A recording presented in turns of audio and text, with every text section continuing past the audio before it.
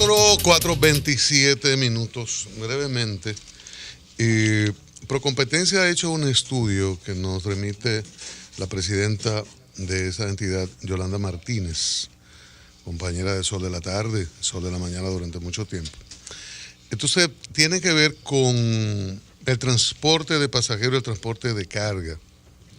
Entonces, en estos estudios establecen elementos que dificultan la competencia en el transporte de carga y de pasajeros y que aumentan los precios en esos dos niveles.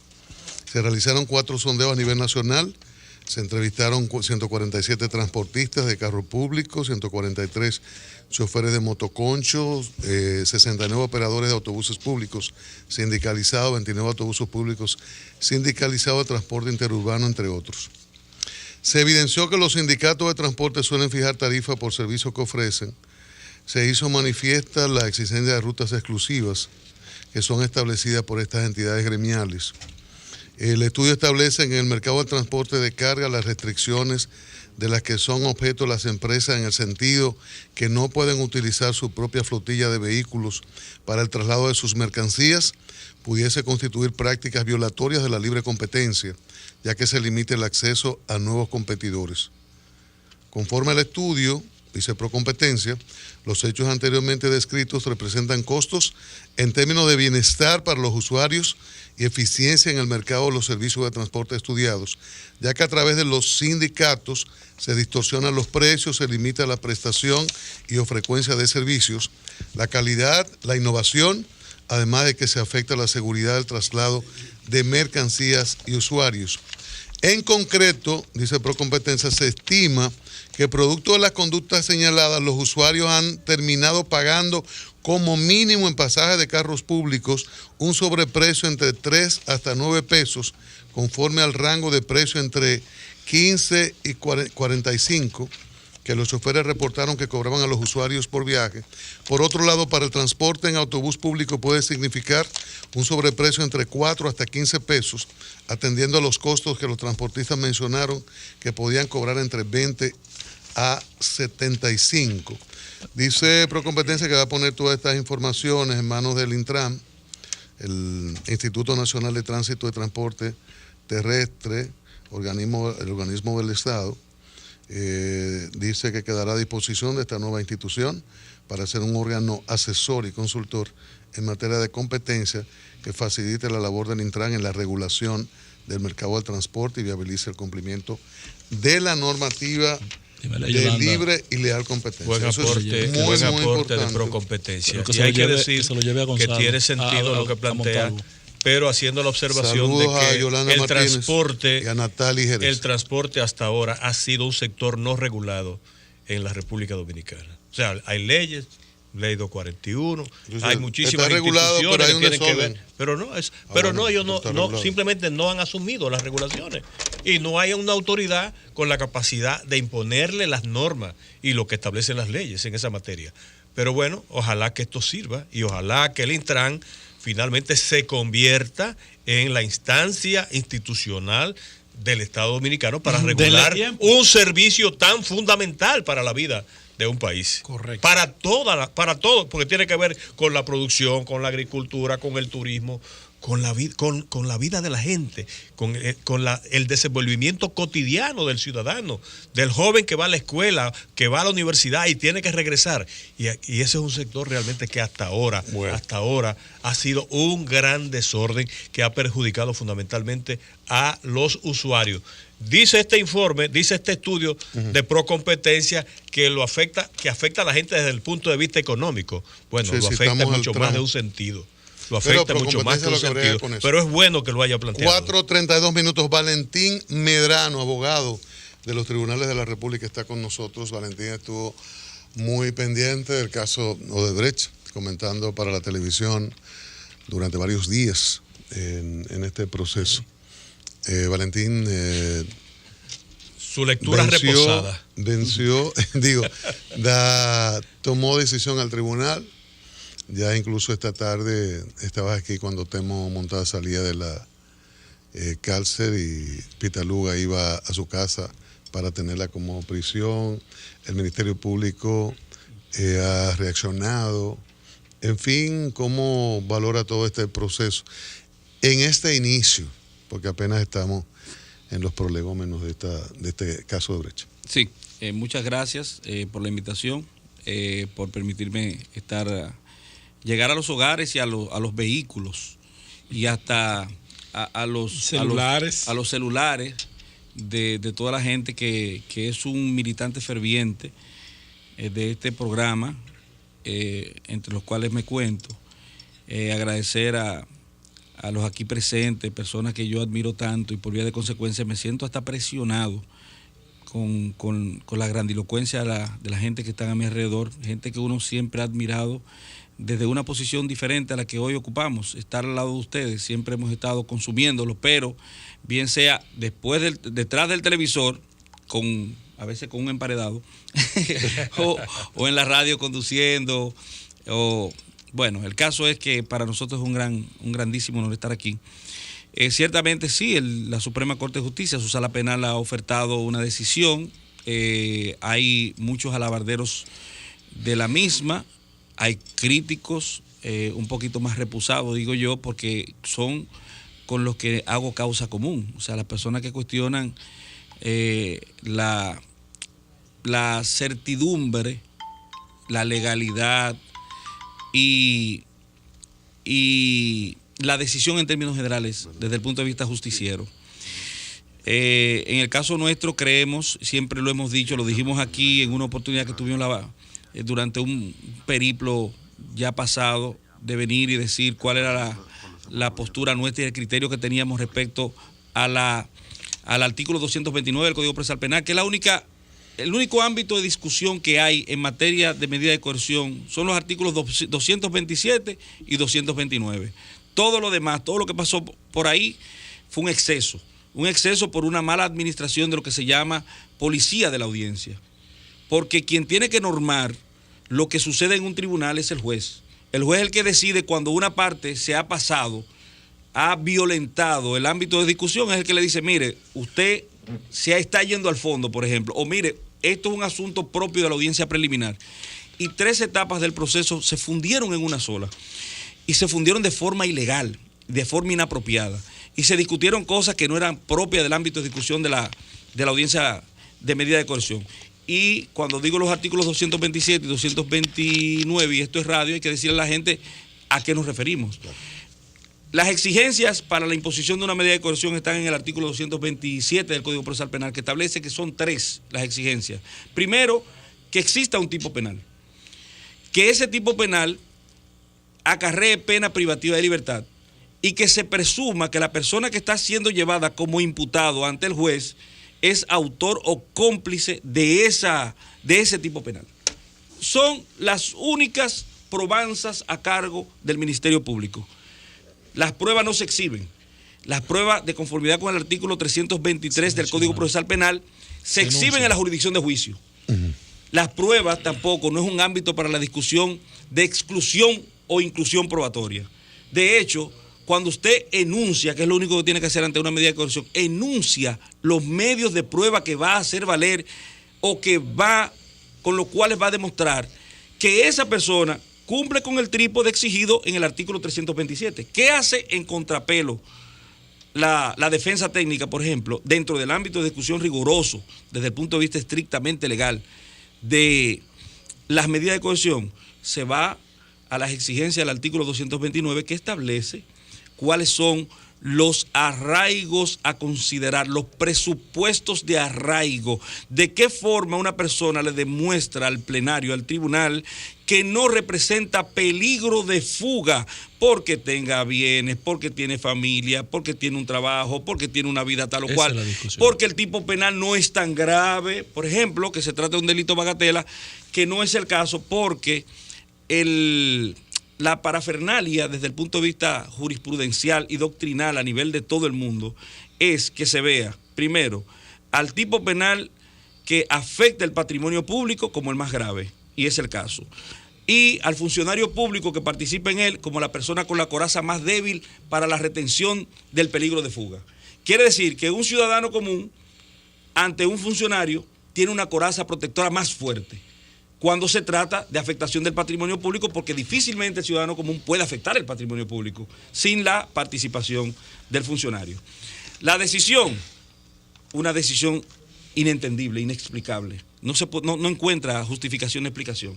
Una de las críticas que le hacían al voto del magistrado Ortega en su decisión es que no fundamentó oralmente la decisión. Pero esta decisión no se fundamentó. La decisión de fondo, la decisión que decidió, valga la redundancia, la mala utilización del idioma de Cervantes también, no se fundamentó. Nadie fundamentó el por qué se variaron las medidas de coerción. Dos votos se fundamentaron, que eran votos disidentes. Uno por la magistrada Ajelán y otro por la magistrada Miriam Germán. El tercer voto, que era obligatorio, que ahí también se fundamentara de manera oral, como bien apunta Ángela Costa, que era el de magistrado Hirohito, no se fundamentó, no se oralizó. Y eso es violatorio a la ley. Ahora, ¿cuál fue el criterio para la variación de la medida de coerción? Pero antes de eso, como Valentín ha hecho un esfuerzo didáctico muy, muy interesante, que es muy bueno porque es radio.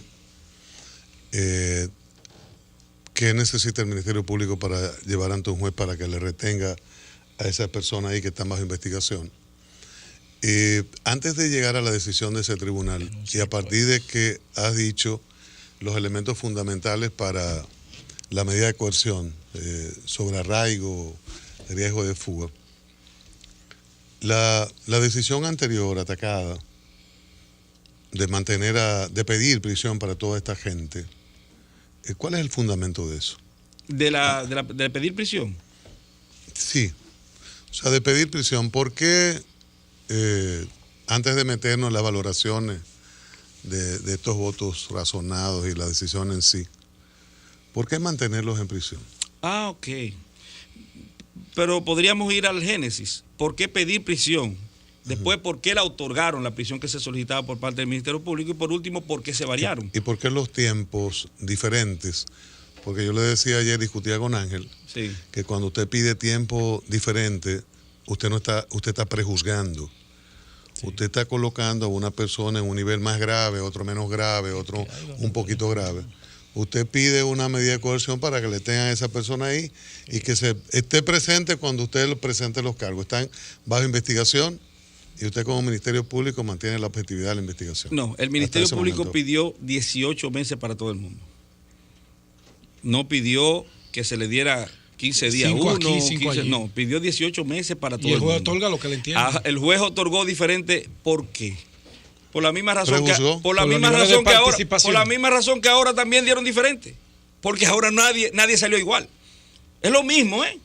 Si se le cuestiona esta decisión, por ejemplo, usted dice, vamos a cuestionar esta decisión porque le dieron a uno 3 meses de prisión, a otro 1 año y a otro 18 meses, supongamos, ¿verdad? Vamos a condenar eso porque no hubo equidad. Pero ahora también, a unos 10 millones, a unos 15 millones, a uno... No necesariamente. Digo yo. ¿Será que él valoró la participación dentro de la acusación que hizo la carga que tiene cada uno? Es que no es lo mismo tú cogerte 1.000 millones que yo cogerte 100. Pero es que ellos están hablando en base a la acusación que le presentó el Ministerio Público. Él no puede valorar niveles de responsabilidad porque no está en el fondo. Es que no es niveles de responsabilidad nada más lo que se valora ahí, y no es niveles propiamente de responsabilidad. Lo que se valora ahí es presupuesto. Lo que yo puedo decir es que usted tiene más presupuesto que aquel, o menos presupuesto que aquel. Que Cristian Jiménez, por ejemplo, tiene un nombre en la República Dominicana, todo el mundo lo sabe, y que es una persona que por ese nombre, él se va a eximir de hacer ciertas cosas. Por vía de consecuencia, ese ámbito de protección desde el punto de vista de la exigencia legal del artículo 229 a la que hemos hecho alusión, con respecto a él, su sola promesa podría bastar, como establece la norma, para que se le considera sin peligro de fuga. Porque él tiene muchas cosas que proteger. ¿Y entonces? Pero espérese. ¿Por qué pedirle a todo prisión? Espérese. No, espérese. El Ministerio Público pidió prisión por una realidad. Vamos a ver el caso en concreto. A ver. Vamos a sumarlo a todos los imputados que hay. Todos. Y vamos a ponerle todos los presupuestos que tienen. Todos los presupuestos, porque el presupuesto al final es dinero, prácticamente. Sí. Es dinero. Lo analizamos ayer. Fue un código hecho para los ricos, para garantizarle la libertad a los ricos que estén procesados. A sumarle todo lo que tienen ellos y toda su familia, para que no quede nada, y hasta los amigos. Vamos a sumarlo. Todos ellos con todo y eso sumado, tienen más presupuesto que Odebrecht, que Marcelo Odebrecht. No. ¿Y dónde está Marcelo Odebrecht? Enjaulado. Entonces, ese es el parámetro. Ante la coerción. Ese es el parámetro. Ese es el parámetro, querido amigo. Porque todas estas personas que están aquí tienen muchísimo presupuesto desde el punto de vista conceptual, desde el punto de vista de lo que establece la norma. Pero ninguno tiene más presupuesto que mucha gente que están sometidos a prisión preventiva. Pero era justo considerar ese trato para todos los encartados. Es justo. Desde Víctor Díaz Rúa, por ejemplo, hasta Andrés Bautista o César Sánchez. Niega eso. ¿Cuál explicación? La explicación que usted didáctica ha estado haciendo, sí. Niega entonces esta afirmación. El problema es que usted no es funcionario público, vuelvo y le reitero. Ve, ahí está el asunto. Víctor Díaz y otra cosa. Perdón. Víctor Díaz y Andrés Bautista no son funcionarios públicos. No, pero hay otro elemento. ¿Cuál es el ámbito? No interviene, no son. El ámbito del ilícito. Si me permite, son dos las exigencias. No solamente que sea funcionario público. Ya usted, con todo y ese buen nombre, tendría problemas si el afectado es el erario, el patrimonio público. Ese es otro elemento. ¿Me entiende? Entonces, no se trata de una infracción particular, de un robo que le hicieron a una empresa. No. Estamos hablando que lo que se agrava es la afectación del patrimonio público. Y es de lo que se trata. Ahora vamos. Estamos en soborno, ¿eh? Estamos en soborno. Sí, pero el que pagó Odebrecht, no estamos hablando de desfalco. No estamos hablando de afectación del patrimonio público, no estamos en sobrevaloración. El procurador dijo que no está investigando sobrevaloración. No, es cierto lo que dice Cristian. Sí, es cierto. Escúchame, en parte. Es cierto lo que dice Cristian, solo que tal acción deriva en un perjuicio en el otro elemento. Exacto. O sea, cuando hay una sobrevaluación de obra es porque consecuentemente es que el Ministerio Público no está investigando eso. No, todavía no lo está investigando. No, es parte de la investigación. Perdón. El Ministerio Público lo mandó a sí, es verdad, la Cámara de Cuentas. Pero que es vinculante. El Ministerio Público aquí dice mucho, es soborno. Yo no estoy investigando soborno. Es vinculante el soborno. Le aclaro. El Ministerio Público lo manda, por ejemplo, a la Cámara de Cuentas porque esa es la fase investigativa o el procedimiento investigativo. El órgano investigador. Porque es la Cámara de Cuentas la que está llamada a determinar que ha habido una afectación del patrimonio. El Ministerio Público no cuenta con los técnicos especializados que sí tiene que tener. Pero no está la Cámara de Cuentas. No lo ha metido en nada de esto. No está presente en este caso. No, es cierto que no. No está presente. Está ahora a discusión del soborno solamente. Claro. Está a discusión del soborno de quiénes. Pero una pregunta. De los que ocuparon funciones públicas en un momento determinado y los que lo ocupan ahora. En el ejercicio de su función o en ocasión de ella. En el ejercicio de esa función pública o en ocasión de ella. Pero vamos a lo... Valentín, antes de que te salga de ahí, como estamos hablando del tema soborno, y hay gente ahí que no era funcionario en el momento que se produjeron, pero legitimaron los sobornos, y me refiero a tu colega...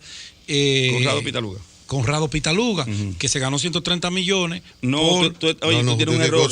163 millones. Gracias por corregirme ese error. Porque 3.4 millones de dólares son 163 millones a la tasa actual. Entonces, él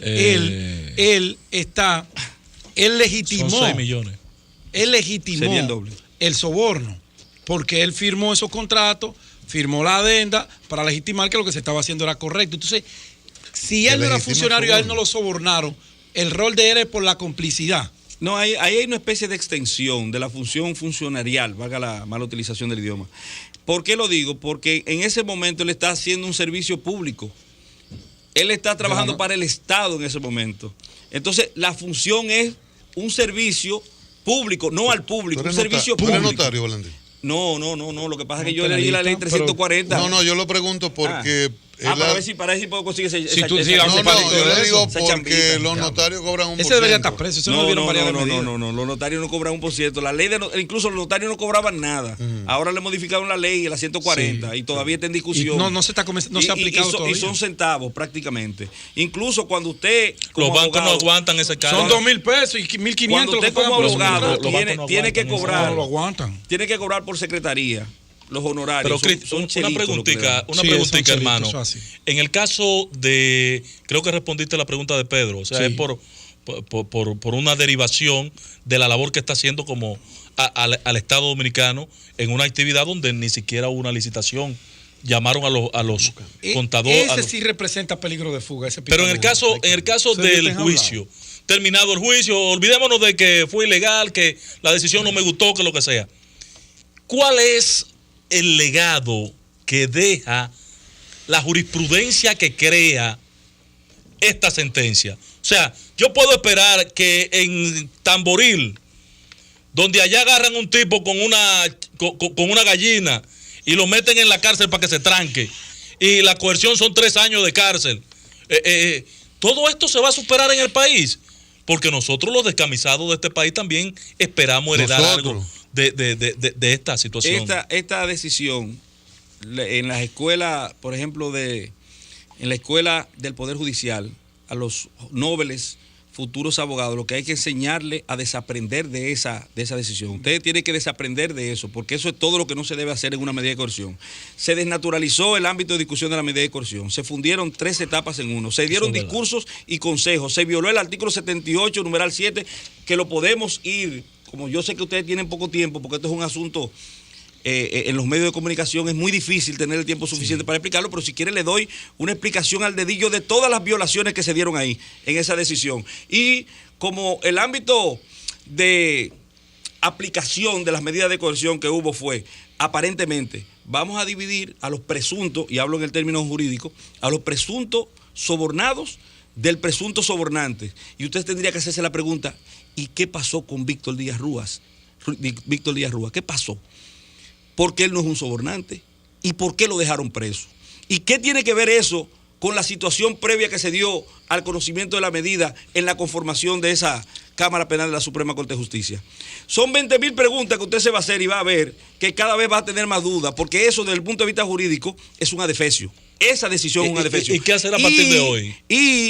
Y el voto disidente, muy aplaudido, es exactamente lo que usted no debe hacer en derecho. A un juez le está prohibido dar opiniones. Lo que yo decía ayer. Prohibido dar opiniones. Y usted decirle al Ministerio Público, mire, usted tiene que mejorar esto. Ya en ese momento usted dejó de ser un tercero imparcial. Y violenta el principio nodal del derecho de imparcialidad. Tenía que justificarse. No. Usted, hay con argumentos y razones esa posición. Chávez, hay muchas justificaciones en derecho que usted puede hacer. Hay muchas fundamentaciones que usted puede hacer desde el punto de vista doctrinal, jurisprudencial incluso. Sin embargo, tras pasar el cerco que la Constitución pone con respecto a la separación de poderes, que ahí estaban confluenciados, uno el Poder Judicial y otro el Poder Ejecutivo a través de su órgano de persecución penal, que es el Ministerio Público, que ejerce el poder punitivo del Estado. Usted no puede interferir. Un poder público no puede interferir en el otro. En el otro no. ¿Y por qué el Ministerio Público aplaude la decisión de la Sala Penal de la Suprema Corte de Justicia? Bueno, el Ministerio Público tiene que celebrar, tiene por qué celebrar. ¿Por qué? Porque, le voy a decir, mire la dicotomía. Se dice que se violaron derechos fundamentales al momento de exhibir en un video a las personas en el momento del arresto, lo cual no es cierto porque el Código Procesal Penal, artículo 95, numeral 8, dice que no puede ser exhibido un imputado cuando esto afecta su reputación. Ser arrestado afecta su reputación. Bueno, ese video no afectó la reputación de nadie. Pero también transmitir el juicio afectaría su reputación de igual modo. Igualito. De igual modo. Pero vamos a ponerlo. Pero ellos no lo condenaron, no anularon. Que ese es lo el cual problema. es contradictorio. Ganó el Ministerio Público. Porque en el voto de unanimidad, se rechaza la anulación de los arrestos por esa causal. Y ahí la magistrada Miriam hizo causa común. Sí. Pero en su discurso, ella condena eso. En su voto. Eso, ella lo votó favorable o desfavorable para la parte que lo pedía, y en su voto lo vota desfavorable. Y es lo que critica la práctica. No, es que no puede criticar. El juez no está para criticar, el juez está para tomar decisiones. Está bien, pero eso es una cosa. El juez está para yo me refiero responder a que tú citas la contradicción. Sí, que ella dice no es sujeto de nulidad. Ahora, óyeme, ya la policía no está presentando, vamos a cesar esa práctica. Pues peor entonces. Pero la opinión es otra cosa. Es peor todavía. Pero otro aspecto. Permíteme, es peor todavía. Una actividad procesal defectuosa que es toda actividad llevada en contrapelo con las exigencias constitucionales, la única solución, el único remedio es la nulidad. Entonces usted no me puede decir a mí que se violentó un derecho fundamental y que eso no produce nulidad, porque es lo único que produce. Lo que pasa, Valentín, pero lo que yo te estoy diciendo. Claro. Hay una discusión sobre la exhibición de la persona al momento del arresto, ¿verdad? Se hace sujeto a nulidad, la policía ya no presenta ni la DNCD. El Ministerio Público mandó la información. Yo te oí a ti en televisión diciendo, los periodistas, los derechos. Esa no es la discusión. El asunto es que el Ministerio Público mandó hasta con dron, editadito, bonito, precioso. ¿Cómo? Le quedó, mandó ese trabajo. ¿A quién lo mandó? Sí. A los medios de comunicación. Ok, lo mandó a los medios de comunicación. Ok, ¿y cómo sabemos eso nosotros? No. Eso, porque lo mandó y hay registro de eso. Sí, yo estoy de acuerdo. Yo lo recibí. Yo estoy de acuerdo. Y de la persona que me lo envió. Yo estoy de acuerdo, pero para yo sacar un registro de tu celular. No, Valentín, no, ¿tú sabes lo que yo necesito? No, Cristian. ¿Qué es lo que necesito? Una orden de un hombre. Es que además eso no dañó. No, Cristian, a usted yo se lo permito. Óigame, a usted se le permite. A usted se le permite. Permítame, Valentín. A usted se le permite, mi jefe, mi líder, mi Adalid, se le permite, óigame, que usted agarre eso. Oiga, que usted agarre eso y haga con eso lo que usted considere. Pero un juez no, porque un juez sabe que necesita ¿qué? Dígalo usted. 192. Una orden judicial. Pero además, del Código Procesal Valentín, Penal. yo no quiero imaginarme este proceso si el Ministerio Público no publicitaba esos videos. El Ministerio Público suple sus deficiencias. ¿Por qué? Con los medios. El Ministerio Público que se cubrió de lo que venía. No, y la magistrada, que puede opinar, que está mal que opine, pero la magistrada le dijo una realidad y se lo dijo en el caso anterior de Víctor Díaz. El juez no puede suplir las falencias del Ministerio Público y lo reiteró ahora. Pero y lo opinó ahora. Pero querido, porque el Ministerio Público suple haciendo propaganda. Mi líder, propaganda. Eso es así, salvo el hecho, atención, es así. El juez no puede suplir falencias del Ministerio Público, salvo el hecho que ese no era el ámbito de discusión. Escúcheme, ahí lo único que había que hacer era enunciar pruebas. Nada más. Usted ni siquiera sabe, atiéndame, porque ahora se le exige a los jueces, a partir de ahora, se le exige que sean clarividentes. ¿Cómo se sabe cuál va a ser la prueba que va a presentar el Ministerio Público en la acusación si faltan meses para eso? ¿Cómo usted sabe si el Ministerio Público no va a poner ahí en el banquillo de los acusados a Odebrecht y a la demás gente que están imputados allá? ¿Cómo usted lo sabe? Porque ahora es fácil de hacerlo. Pasó en el caso de Blas. ¿Usted sabe cómo vino el testigo estrella? ¿Cómo vino? A través de una cámara de televisión, pantalla cerrada o algo así que se llama. Entonces, eso es ¿Qué va a pasar a partir de hoy, Valentín? Esa es la pregunta. Que ya están saliendo los presos de la cárcel. A este punto del proceso. Porque yo estoy preocupado, yo lo he visto saliendo a todo hoy. Este punto del proceso. Nada cambia, salvo el hecho de que se sigue manejando mal. Se siguen manejando mal. ¿De parte de quién? Mira, yo aplaudí muchísimo la defensa técnica de Temístocles Montaz. Para mí fue una de las que mejor lo hizo. Esos dos jóvenes, sí, Luz y este muchachito. Oye, bueno. Perfecto. Sí, aplaudí. Pero todo el mundo ahí rompió las naves, ¿cómo es? Quemó las naves. Porque ¿hacia dónde van ellos ahora? ¿Usted sabe quién le espera a ellos? El juez Ortega. Porque es el juez designado para la instrucción de este proceso en la etapa preparatoria y en la audiencia. Lo desacreditaron en el proceso. Ahora bien, ¿qué va a pasar ahora? En el juicio. ¿Qué va a pasar ahora? Tienen que manejarse mejor. Porque la modificación de la ley 1015, el Ministerio Público puede pedir revisión de la medida de coerción para que caigan presos de nuevo. Claro. Eso fue una revisión. Y debe pedirla. Eso fue una modificación que hizo. Y debe pedirla. No creo. ¿Cuál es la ventaja de tenerlo preso? Yo no creo, porque yo sí creo que nada ha cambiado. Lo que pasa es que se han hecho escarceos innecesarios y se ha afectado sin necesidad la honra institucional. Sí, pero incluso. ¿Qué va a pasar a partir de hoy? Que yo estoy viendo ya que están saliendo de la cárcel. Dime qué es lo que va a pasar a partir de hoy. ¿Cuál es el problema? A ellos lo van a investigar, lo van a seguir investigando. Si hay más personas que salgan a relucir, que no se quede esta vaina así, que tienen liazón con este tipo penal, tiene que ser sumado. Si entre ellos hay personas que desde el punto de vista probatorio sea insuficiente para una probabilidad de condena, hay que excluirlo y hacer una acusación fuerte, pero nadie puede saber todavía hoy, salvo el Ministerio Público que lleva su investigación, qué tipo de prueba y qué calidad de prueba va a tener el Ministerio Público con mira a la audiencia preliminar. De la mentalidad policial de algunos colegas, ¿cuál es la ventaja de tenerlo en prisión? Compañero, aquí vamos a eliminar las ofensas. Ayer el único que debió estar preso es Pitaluga. No. El único que debió estar preso ahí es Pitaluga. Ahí deben estar presos. Ni Rondón, Pitaluga, Ángel. Los quiero a morir. Muchas gracias. Gracias, Valentín. Es un doctor, de verdad. Usted ha hecho un esto de sociedad civil, no, un doctor. Importante, ¿verdad? Ahora que sigue. Estoy preocupado con lo que sigue resuelto. Lo que sigue es la acusación. Y se acaba. Se acaba. Con esta gente saliendo de la cárcel. Pero que no tiene que. Este hombre está porque tiene la gente preso. ¿Y qué es lo que varía eso? Por Dios. Valentín Medrano, abogado de los tribunales de la República. Amor, me da 10 segundos. Acuso recibo de libros que me envía Círculo de Escritores de Capotillo, CECAP.